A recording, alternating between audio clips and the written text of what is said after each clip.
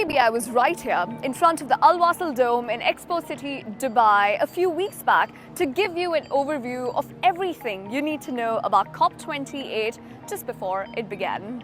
Just like that, after 2 weeks of hard negotiations, some agreements, some disagreements, as well as hours of discussions with world leaders, government and non-government organizations, and people who have the power to make a difference, COP28 UAE has now come to a close. Let's take a look at some of the highlights from the conference this year.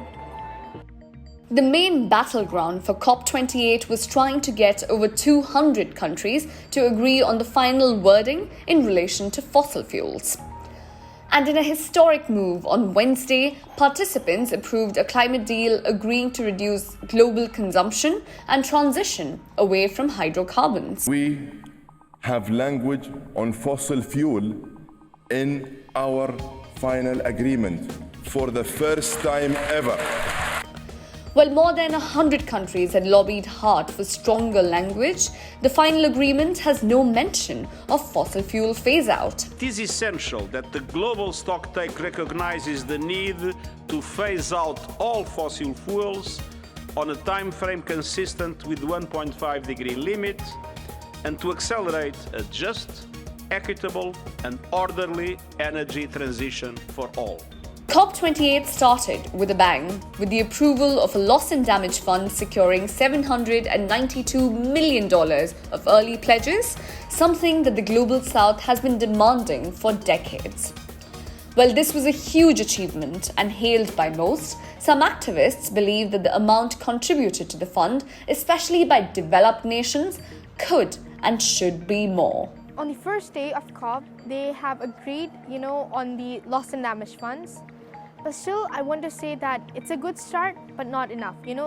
Creating a loss and damage fund is a good idea, but if it remains empty, it's useless. Sultan Al Jaber promised a different COP, bringing together the private and public sectors, civil societies, and indigenous people. While the inclusivity was lauded, the involvement of over 2,450 oil lobbyists, the highest in any COP, did not go down as well with climate activists. This year it's different because COP28 has finally become a fossil fuel summit. COP28 is not a climate summit anymore.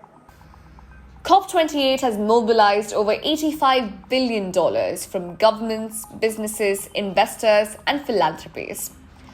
The US climate envoy, John Kerry, announced a significant crackdown on methane emissions as part of a new effort by several countries at COP28 to curb the pollutant that is hugely responsible for the climate crisis.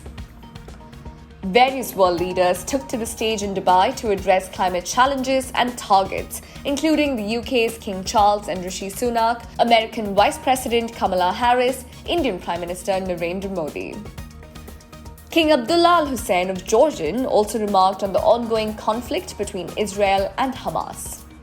A lot of the conversations and controversies revolved around the role of science in climate change.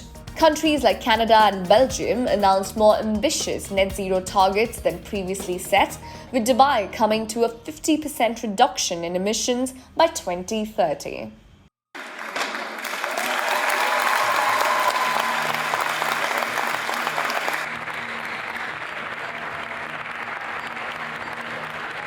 COP28 has concluded with a final consensus that lays out an ambitious response to global stocktake and puts forward a plan to close the gaps to 2030. Well, COP29 is scheduled to take place in Azerbaijan next year, so we hope to see you there.